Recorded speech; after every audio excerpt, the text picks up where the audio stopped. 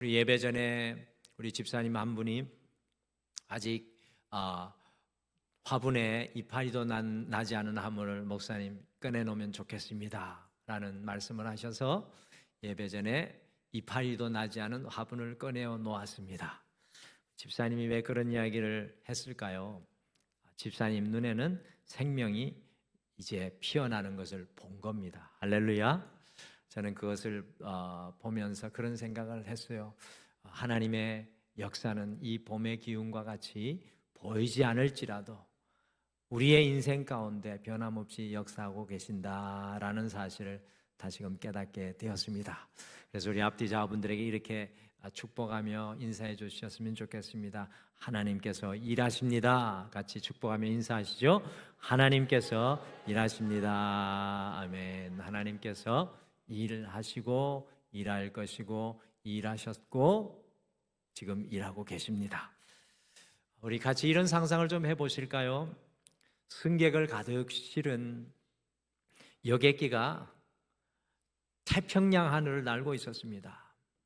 그런데 갑자기 기체에 이상이 생겨 비행기 기체의 각 부분의 상태를 알려주는 계기판 한 곳에 비상등이 켜졌는데 엔진 이상을 경고하는 것이었습니다. 잠시 후 또 다른 비상등이 깜빡이기 시작을 했는데 이번에는 날개 쪽에 문제가 생겼습니다. 이어서 이곳저곳에서 문제가 발생하면서 비상등 여러 개가 동시에 켜지면서 비행기가 요동을 치기 시작했습니다.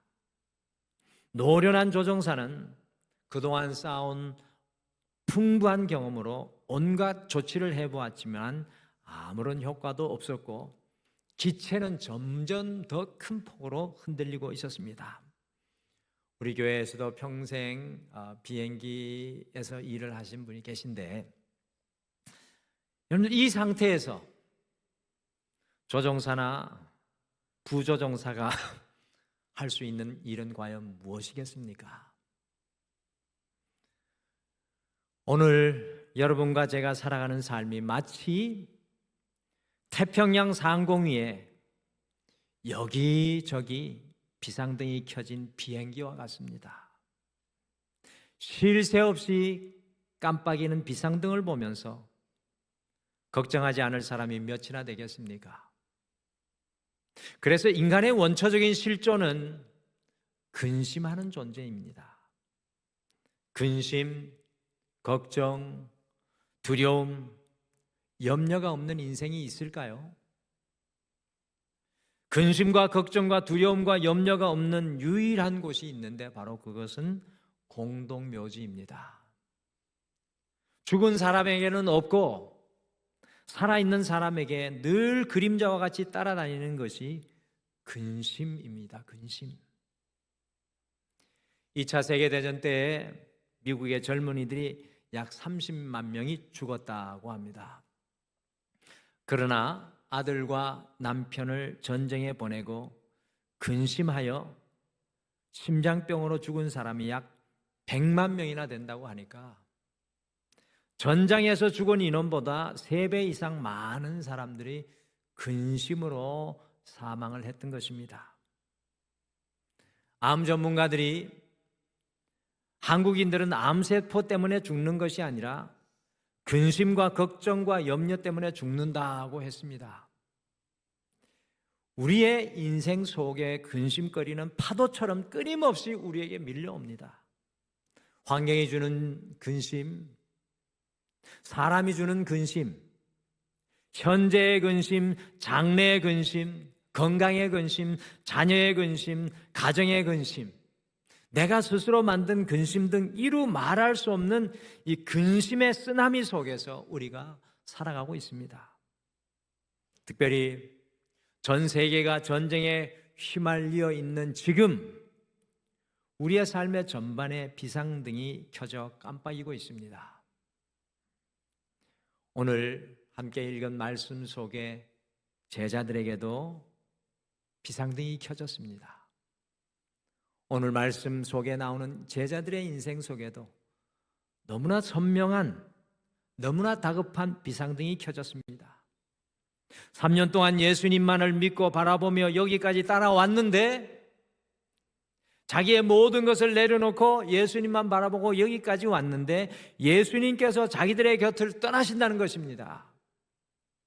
이제 조금만 고생을 하면은 예수님께서 왕이 되어 로마 정부로부터 해방을 시키실 것이고 그러면 자기들도 한자리를 차지할 줄 알았는데 그 예수님께서 자기들의 곁을 떠나가신다는 것입니다. 모든 기대감이 사라지고 허탈감과 상실감에 깊은 괴로움에 사로잡히고 말았습니다. 그러면서 제자들은 오늘 근심의 동굴로 걸어가게 되었습니다. 빌립과 도마의 질문은 근심 섞인 질문입니다. 제자들을 더욱 불안하게 만들고 근심하게 했던 것은 예수님께서 떠나가시는데 도대체 어디로 가시는지 그 길을 알지 못하였기 때문이었습니다. 사랑하는 성도 여러분, 지난 한 주간 우리 성도님들은 어떤 모습으로 사셨습니까? 오늘 근심에 사로잡힌 이 제자들의 모습이 여러분과 저의 모습은 아닌지 모르겠습니다. 예수님은 오늘 요한복음 14장에서 근심에 사로잡힌 제자들에게, 근심에 정복당한 제자들에게 너희는 마음에 근심하지 말라고 이야기하십니다.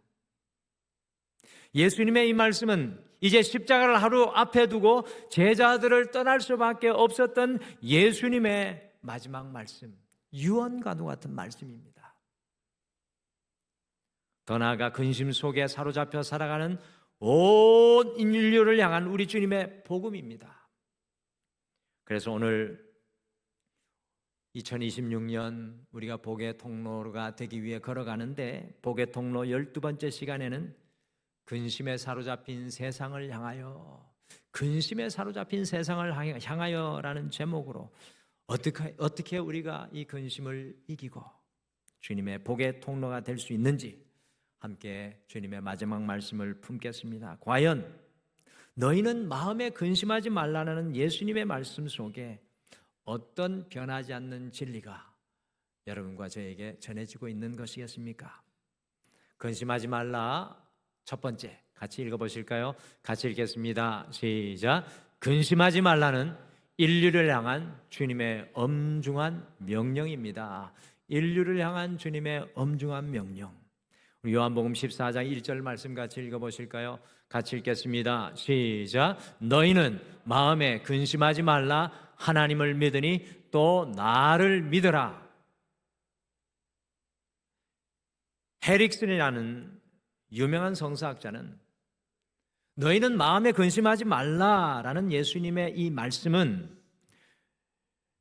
너희는 마음에 근심하는 것을 그만두어라는 예수님의 엄중한 명령이라고 고백했습니다. 너희는 마음에 근심하지 말라는 말씀은 단순히 말로 주어지는 예수님의 위로의 권면이 아니라 지금 근심하는 것을 당장에 그만두고 멈추라는 우리 예수님의 엄중한 명령이십니다. 여러분들 염려하는 모습은 마치 우리가 흔들러 의자에 앉아있는 모습과 똑같습니다.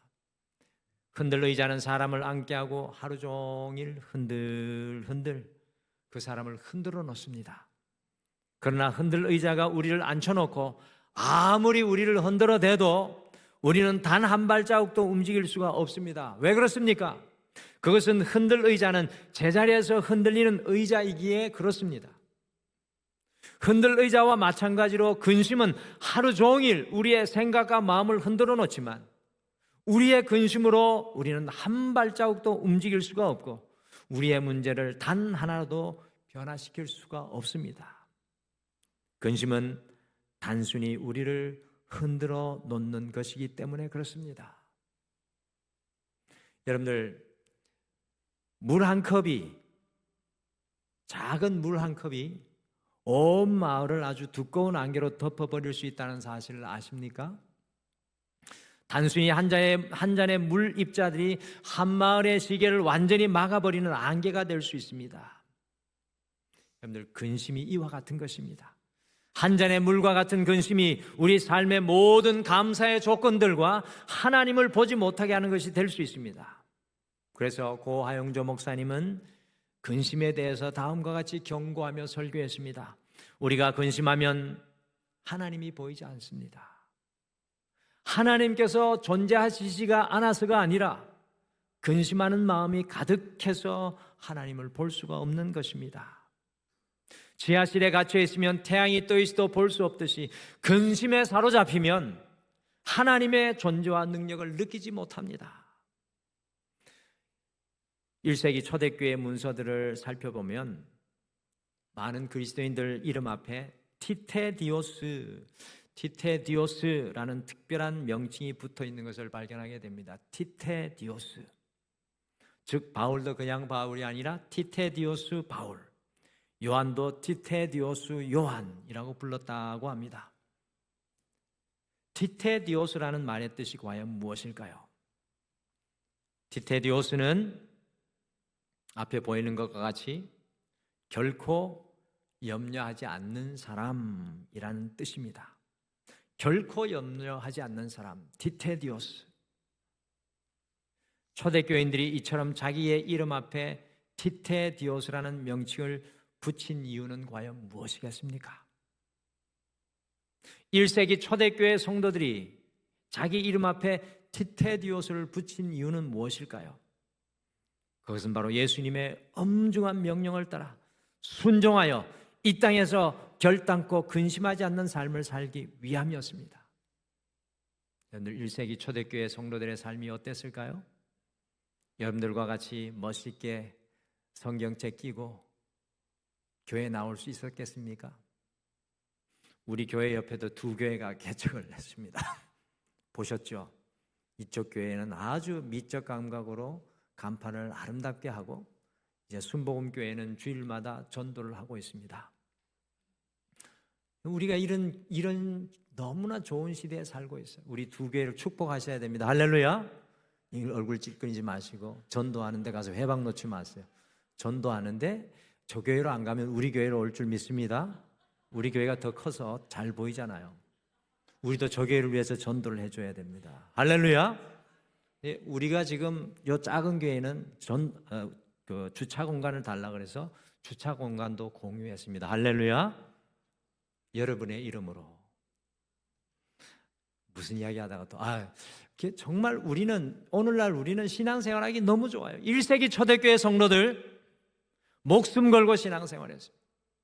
사자의 밥이 되고 믿는다고 직장에서 쫓겨나고 목숨의 위기 상황에 있었지만 그들은 티테디오스, 주님의 말씀대로 걱정하고 근심하고 염려하지 않겠습니다라고 고백하며 그들의 이름 앞에 티테디오스라고 고백했습니다.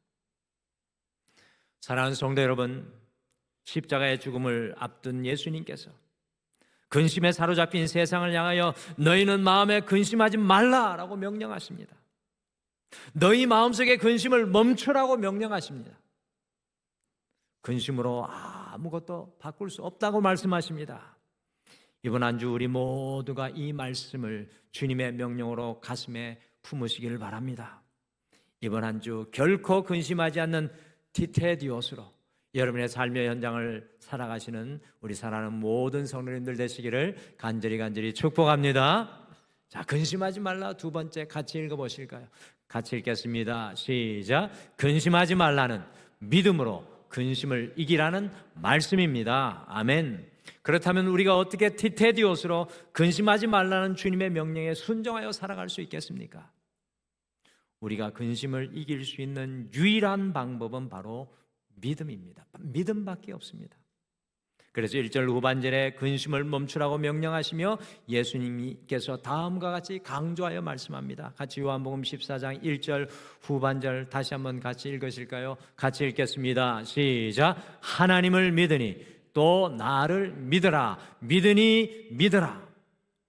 두 번씩이나 믿으니 믿으라고 말씀하십니다. 또한 10절에도 11절에도 12절에도 요한복음 14장 전체에서 계속해서 예수님께서 믿음을 강조하십니다. 여러분과 저의 삶은 마음에 무엇을 담고 살아가느냐에 따라서 삶의 내용과 질이 달라집니다.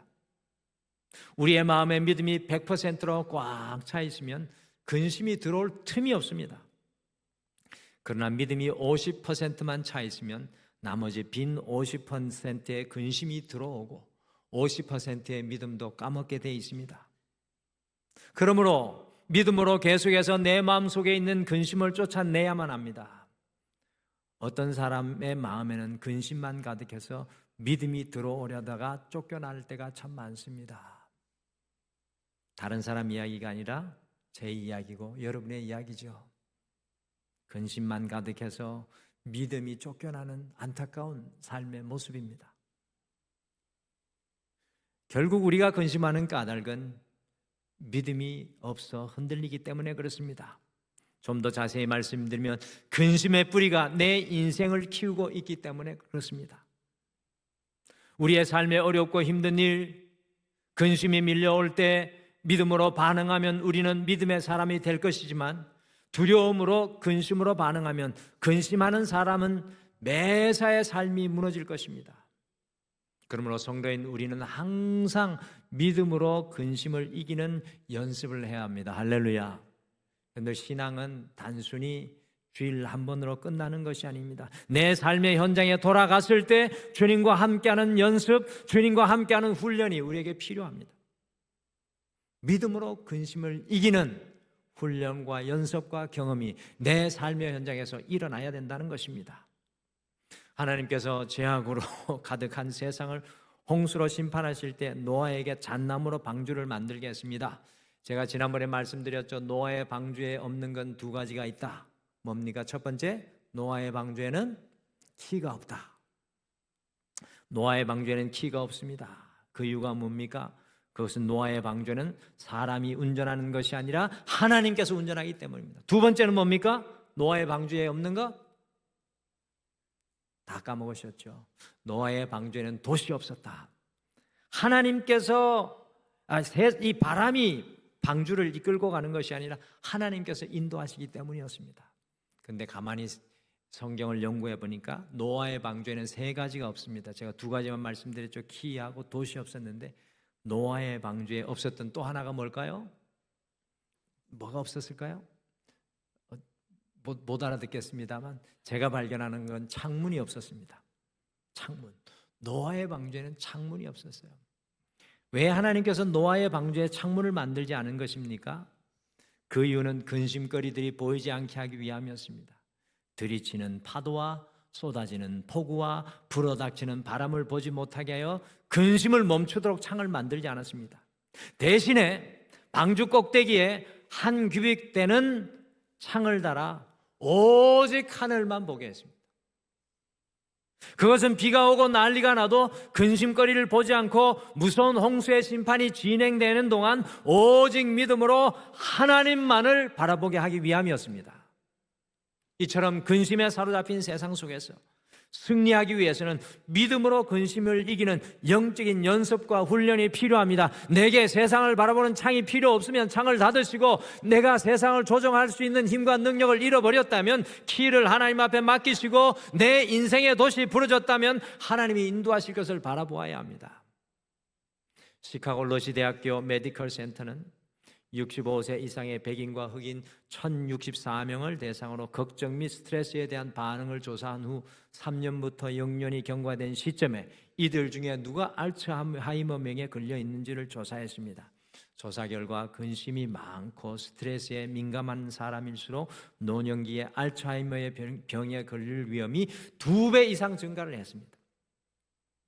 여러분들, 근심은 우리의 뇌를 망가지게 합니다. 근심을 믿음으로 이기지 못하면 우리의 육신이 무너지게 되어 있습니다. 우리가 살아가는 2026년은 참 근심거리가 많은 해입니다. 제가 보아하니 여러분들도 근심이 많아 보입니다. 얼굴이 어두워요. 옆에 분 한번 쳐다보세요. 네. 근심이 많은데 왜 서로 보고 웃고 계세요? 근심거리가 많습니다. 제 얼굴도 근심거리가 많지 않습니까? 저희 어머니가 화면으로 제 얼굴 보고 울었답니다. 우리 아들이 얼굴이 저렇게 늙었나 하고 울고, 목회하느라 힘들다고 울고, 어머니가 그랬답니다. 그러니까 제 얼굴도 근심이 보였겠죠. 2026년 참 근심거리가 많은 한 해입니다. 우리가 믿음으로 그 근심거리와 싸우지 않으면 날마다 매 순간 근심에 사로잡혀 무너지는 삶을 살 수밖에 없습니다. 세상의 모든 근심의 창을 닫고 믿음의 창으로 오직 하나님만을 바라보는 여러분과 제가 되시기를 간절히 축복합니다. 우리의 마음을 근심으로 채우지 마시고 하나님께서 일하시고 역사하실 믿음으로 채우시길 바랍니다. 근심을 이기는 길은 매 순간 믿음을 선포하며 근심의 땅이 아니라 믿음의 땅을 사는 것입니다. 할렐루야. 제가 땅 투기하라고 공식적으로 선포합니다. 이번 주에 땅 투기를 하셔야 돼요. 다른 거 하지 마시고 믿음의 땅을 사십시오. 할렐루야. 믿음의 땅이 넓어지셔야 됩니다. 근심하지 말라. 마지막 같이 읽어보실까요? 같이 읽겠습니다. 시작. 근심하지 말라는 주님의 평화로 근심을 이기라는 말씀입니다. 아멘. 근심하는 제자들과 근심에 사로잡힌 세상을 향하여 주님께서 매우 중요한 약속을 하셨습니다. 이 약속이라는 게 중요합니다. 약속. 우리는 약속하면 잘 잊어먹죠. 그리고 제가 가만히 돌아보니까 제가 등마루에 있는 동안 약속을 해놓고 약속을 까먹은 게 수도 없이 많아서 너무 죄송합니다. 잘 까먹어서. 우리 성도님들 2번씩 늘 저한테 이렇게 체크를 하시는데, 우리 주님 약속하시면 잊어버리지 않는 줄 믿습니다. 무슨 약속의 말씀을 전해주셨습니까? 요한복음 14장 27절 우리 주님 약속해 주십니다. 같이 읽어보실까요? 같이 읽겠습니다. 시작. 평안을 너희에게 끼치노니 곧 나의 평안을 너희에게 주노라. 내가 너희에게 주는 것은 세상이 주는 것과 같이 아니하니라. 너희는 마음에 근심하지도 말고 두려워하지도 말라. 아멘. 주님께서 약속하시는 평안은 세상이 주는 평화와 다르다고 말합니다. 주님께서는 다른 것이 아니라 너의 마음이 근심하지 말고 두려워하지 말라고 말씀합니다. 그런데 우리가 살아가는 세상도 우리에게 평화를 주죠. 그렇지 않습니까? 우리가 살아가는 세상도 우리에게 평화를 줍니다. 우리가 가진 실손보험이 우리에게 평화를 줍니다. 할렐루야. 해도 아멘 해도 돼요. 다 그렇게 살아가시면서 경찰이, 우리를 지키는 경찰이 우리에게 평화를 주고, 여러분들이 가진 연금이 평화를 주고, 우리가 다니는 병원이 평화를 주고, 우리가 가진 집이 평화를 줍니다. 세상이 사실은 우리에게 수만 가지 평화를 줍니다. 그런데 주님께서는 그런 평화를 우리에게 주시는 것이 아닙니다. 더 나아가 세상이 주는 그 평화와 주님의 평화는 비교할 수 없다고 합니다. 우리 주님께서 주시는 평화는 우리를 지키는 경찰이 떠나가면, 우리가 가진 보험과 건강이 사라지면 없어지고 소멸되는 그런 평화가 아니라는 것입니다. 세상이 주는 우리 마음의 평화는 모든 것이 상황과 환경을 근거로 하는 평화입니다. 상황과 환경이 근거가 되어지는 평화가 이 세상이 주는 평화입니다. 우리가 가진 보험이 가져다 주는 평화는 상황의 평화입니다. 물질이 가져다 주는 평화는 환경의 평화입니다. 주변의 상황이 좋고 아무런 일이 없어 평안한 것은 상황이 가져다 주는 평화입니다. 그런데 주님께서 주시는 것은 세상이 주는 그런 평화가 아니라는 것입니다. 주님이 주시는 평화는 우리에게서 경찰이 떠나가도, 내가 그렇게 의지하던 보험이 사라져도, 내 인생의 물질을 잃어도, 오늘 내가 당장 죽는다고 할지라도 우리가 여전히 누리는 평화인 줄 믿습니다. 요한복음 14장 27절에서 말씀하시는 것과 같은 약속을 예수님께서 십자가에 못 박히시기 전에 요한복음 16장에서 다시 제자들에게 비슷한 약속을 하고 계십니다. 우리 같이 요한복음 16장 33절 말씀 같이 한번 읽어보실까요? 같이 읽겠습니다. 시작. 이것을 너희에게 이르는 것은 너희로 내 안에서 평안을 누리게 하려 함이라.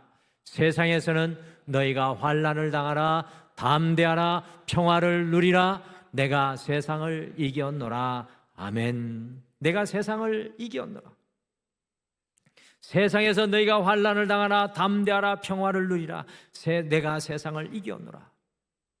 주님께서 주시는 평화는 상황을 근거로 하는 것이 아니라, 환경이 주는 것도 아니라, 그 고난의 현장 속에서도, 그 아픔의 현장 속에서도, 그 두려움의 자리 속에서도 여전히 변함없이 존재하고 충만한 평화라는 사실입니다.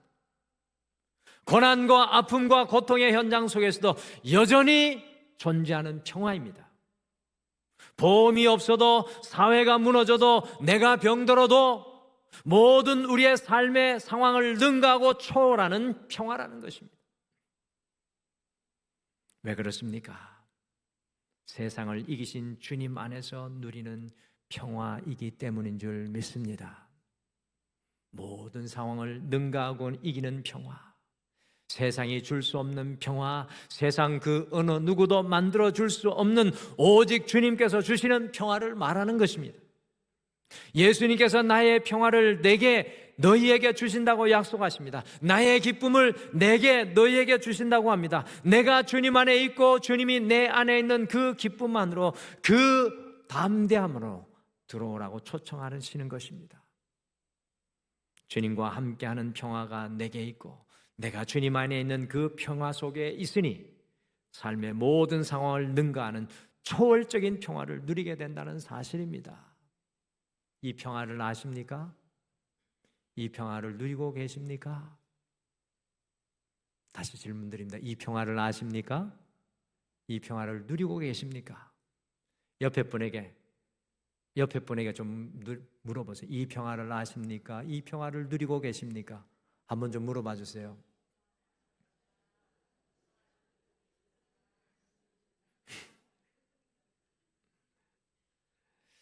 감리교회 창시자 요한 웨슬리가 미국 선교를 마치고 돌아오는 배 안에서 대서양의 그 바다에서 인생을 집어삼키는 심한 폭풍을 만났습니다. 웨슬리는 죽음의 공포 앞에 평화를 잃고 근심에 사로잡혀 떨고 있었지만, 같이 배에 타고 있었던 다른 교단의 모라비안 교도들은 평온하게 파도가 치고 배에 물건이 이리저리 뒹굴어 정신을 차릴 수 없는 그 순간에 함께 모여 손을 잡고 하나님을 향해 찬송을 부르고 있었습니다. 웨슬리가 자기는 목사인데도 두려워하며 떨고 있는데 그 모습을 보고 놀라서 그들에게 묻습니다. 두렵지 않습니까?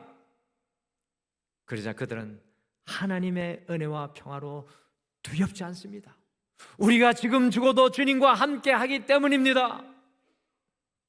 웨슬리는 자신 안에 없는 그 평화를 보고 다시금 회심하고 새로운 신앙의 자리에 서게 되었습니다. 사랑하는 성도 여러분, 우리에게 주시는 주님의 평화는 인생의 거친 폭풍 속에서도, 인생의 고난의 파도 속에서도 누리는 초월적인 평화인 줄 믿습니다. 이 세상이 줄 수 없는 평화입니다. 이번 한 주 인생의 고난이 여러분들 앞을 기다릴 수도 있을 것입니다. 인생의 아픔이 여러분들 떠나지 않을 수도 있을 것입니다. 여러분이 외로움 자리에 홀로 설 수도 있을 것입니다. 그러나 주님의 평화는 여전히 여러분의 삶의 그 자리에 함께 하시는 줄 믿습니다. 오늘 우리 예수님께서 근심에 사로잡힌 세상을 향하여 너희는 마음에 근심하지 말라고 선포하십니다. 이번 한 주 근심에 빼앗긴 우리의 마음이 믿음으로 다시 세워지고 믿음의 땅을 다시 사시고 주님의 평화로 여러분의 인생이 세상이 줄 수 없는 놀라운 평화를 누리게 되시기를 간절히 축복합니다. 우리 찬양 주보에도 있는데요, 같이 고백했으면 좋겠습니다. 혹시 모르시면 주보의 악보를 같이 보셔도 됩니다.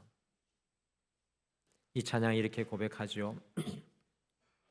나 어느 날 우리가 인생을 살아갈 때 이런 고백이 나오면 나 어느 날 이런 때를 만납니다. 괴로워서 눈물밖에 나오지 않아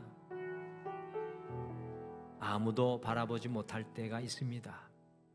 근데 우리가 그때 믿음의 창을 열고 주님께 아뢰이면 주님께서는 우리의 마음을 아시고 위로하여 주십니다. 우리가 갈 길을 알지 못해서 방황할 때 주님께서 음성을 들려주시며 내가 너를 사랑한다, 내가 너와 함께한다, 용기 주시며 세상이 줄 수 없는 평화를 우리에게 주십니다. 우리 오늘 이 찬양 고백하시면서 주님 근심을 멈추고 믿음의 땅 위에서 살아가겠습니다. 같이 결단하며 잠깐 기도하겠습니다.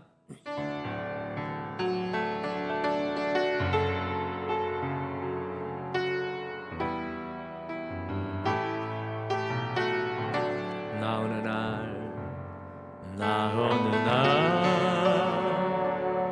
괴로워서 눈물로써 아래일 때 주님께서 나의 맘 아시고 위로하여 주셨네. 갈 길 몰라 방황할 때 들려도 주의 음성 나를 사랑한다던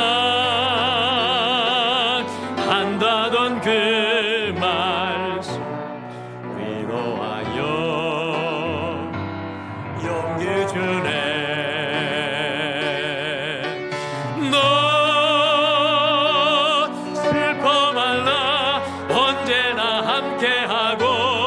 무거운 짐 대신 너 괴로워 마라. 너는 내 백성 두려워 마. 오 나의 주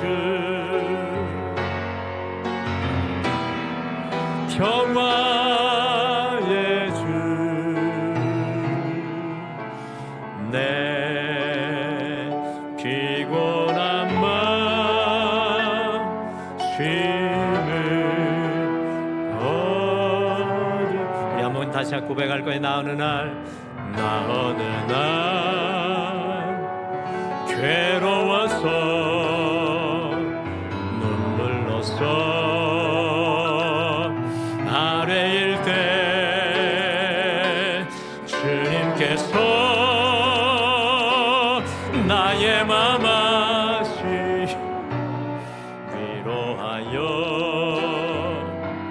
주셨네. 갈 길 몰라 방황할 때 들려오던 주의 음성 나를 사랑한다던 그 말씀 위로하여 용기 주네. 아멘. 너 슬퍼 말라. 너 슬퍼 말라. 언제나 함께하고 무거운 짐 대신 지네. 너 괴로워 마라. 너는 내 백성 두려워 마. 오 나의 주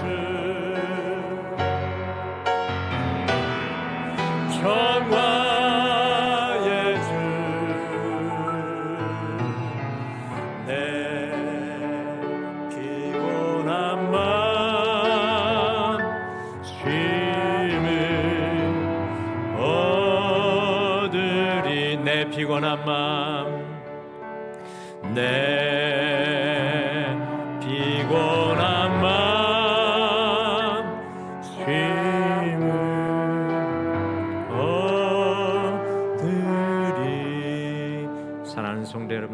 이 시간 함께 고백하지 않겠습니까? 주님, 믿음의 땅에 서지 못하고 주님을 바라보지 못하고 근심과 걱정 속에 눌리고 사로잡힌 이 종을 긍휼히 여겨주시고 날마다 믿음의 땅을 사 주님과 함께 가며 주님 약속하신 평화를 누리게 하여 주시옵소서. 인생의 고난 속에서도 사방이 막힌 길 속에서도 여전히 함께 하시며 평화로 채워주시는 그 하나님 바라보게 하여 주시옵소서. 오늘 말씀 생각하시며 함께 고백하며 기도하겠습니다. 아버지 하나님,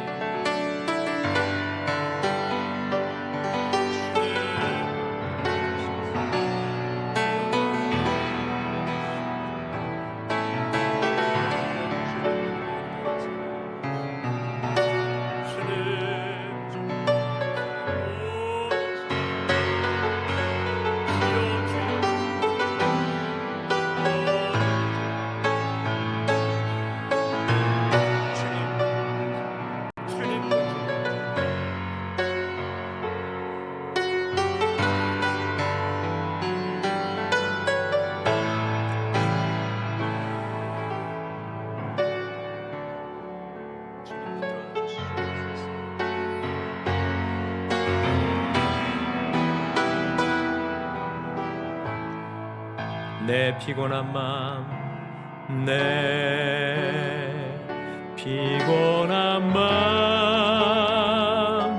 쉼을 얻으리.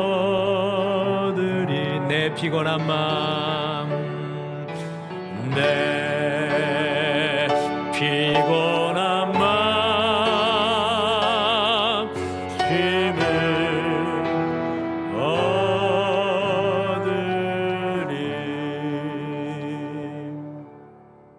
지금은 우리 주 예수 그리스도의 은혜와 우리 하나님 아버지의 극진하신 사랑하심과 성령님의 내주 함께하여 주시는 우리 주님의 평화가 오늘 예배를 드리며 근심을 멈추고 믿음으로 주님의 평화를 누리기를 소망하는 사랑하는 모든 성도님들 위해, 가정들 위해, 자녀들 위해, 직장과 사업 위해, 이 교회 위해, 온 세계 열방 위해 영원토록 함께 하시기를 간절히 축원하옵나이다. 아멘.